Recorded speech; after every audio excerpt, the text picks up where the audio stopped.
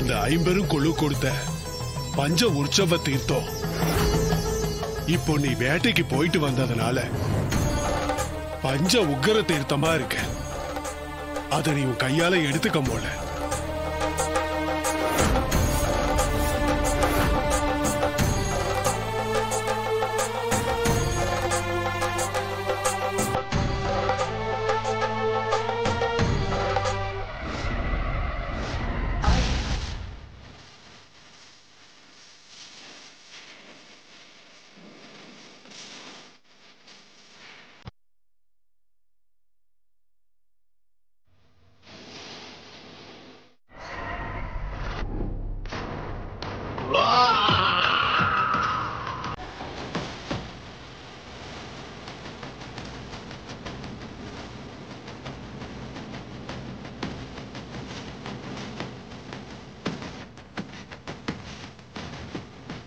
நீங்க விரதத்தை முடிச்சாலும் சரி, காளி வேட்டைக்கு போய் தீர்த்தத்தை எடுத்துட்டு வந்தாலும் சரி, உங்க 2 பேரோட உயிருக்கு உயிரான சித்தார்த்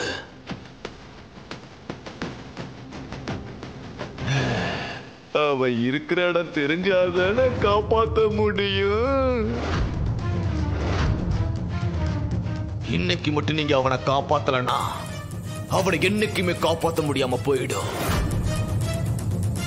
நாளைக்கு சூரியன் உதிக்கும் போது அந்த சித்தார்த் உயிரோட இருக்க மாட்டான்.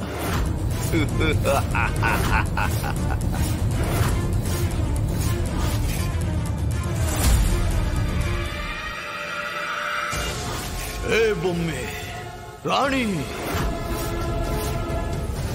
நீங்க எல்லா விஷயத்தையும் ஜெயிச்சாலும் இந்த விஷயத்துல இந்த அகோராதிபதி தான் ஜெயிப்பா.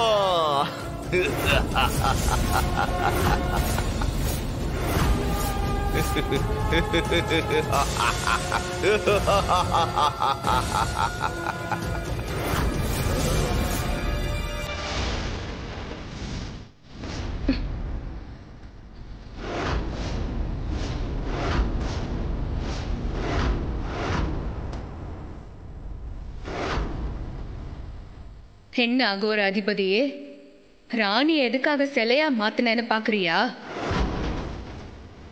இப்ப நான் சொல்ல போற எதுவுமே ராணிக்கு தெரியக்கூடாதுன்னு தான் நான் என்னோட சக்தி அவ மேல பிரயோகப்படுத்திருக்கேன்.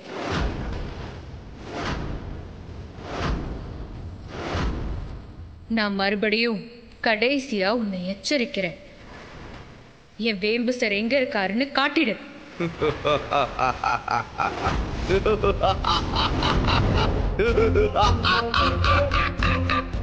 இத பாரு பொம்பி, நான் உங்ககிட்ட எத்தனையோ தடவை தோத்து போயிருக்கேன். ஆனா இப்ப நான் தோக்க கூடாது. நீ எத்தனை தடவை கேட்டாலும் ஓ சித்தார்த் இருக்கிற இடத்தை பத்தி நான் சொல்லவே மாட்டேன். ஏன் இது உனக்கு தெரியல பொம்மி? அவளுக்கு எப்படி இதெல்லாம் தெரியும்? அவதான் எல்லாத்தையும் சாதிச்சுட்டன்ற மெதப்புல இருக்காளே. என் அகோர அதிபதிய பத்தி உனக்கு தெரியாது பொம்மி. நீ எங்களுக்கான நேரத்தை உருவாக்கி கொடுத்தா மட்டும்தான் அந்த சித்தார்த் உங்களுக்கு கிடைப்பான். ஓ அப்படியா? அப்போ உன்னோட அகோர அதிபதியோட அம்மா சாவித்ரியையும் அவன் மாமா ரகுவரனையும் யார் நினைச்சாலும் காப்பாற்ற முடியாது.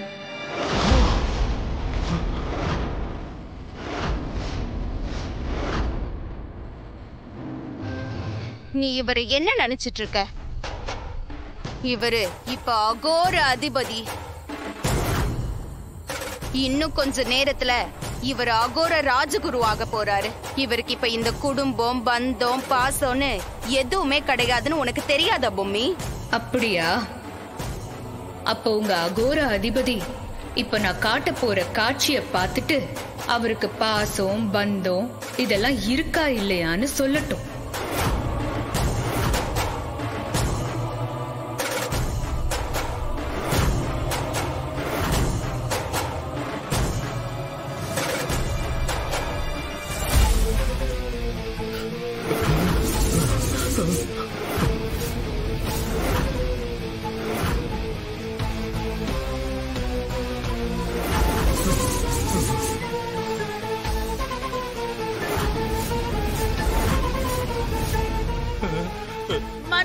மனோ.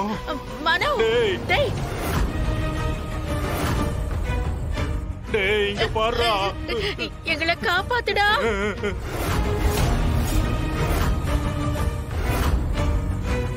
டேய் மனோ, எப்படியாவது வந்து எங்களை காப்பாத்தி கூட்டிட்டு போடா. எனக்காக தானே நீ வீட்டை விட்டு வெளியில வந்து இப்ப அகோர அதிபதி ஆயிருக்கு. ஆனா இன்னைக்கு நாங்க 2 பேரும் உயிர் போற நிலைமையில இருக்கோம்டா. எப்படியாவது எங்களை காப்பாத்துடா.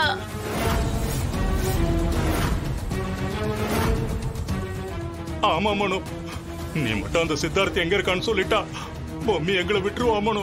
ப்ளீஸ் மனு, சொல்லிடு மனு. அக்காவையும் என்னையும் எப்படியாவது காப்பாத்து மனு. ஆமாண்டா, எப்படியாவது எங்க 2 பேரையும் காப்பாத்திடுறா. நீங்க எப்படி இவங்க கிட்ட மாட்டீங்க? ஐயோ, அந்த கமண்டல இருக்கான்ல, அவன் காளி கோயில்ல நம்பூதிரி வேஷத்துல பூஜை பண்ணிட்டு இருந்தான். அப்போ ராணி வேட்டைய முடிச்சிட்டு வருவா, அவளை என் கையால கொல்ல போறேன், நீங்க 2 பேரும் ஓரமா நின்னு வேடிக்கை பாருங்கன்னு சொன்னான். அவனை நம்பி ஓரமா போய் நின்னோம். நாங்களும் ராணி சாகிறத பாக்குற ஆசையில மரத்துக்கு பின்னால போய் ஒளிஞ்சுகிட்டு இருந்தோம்.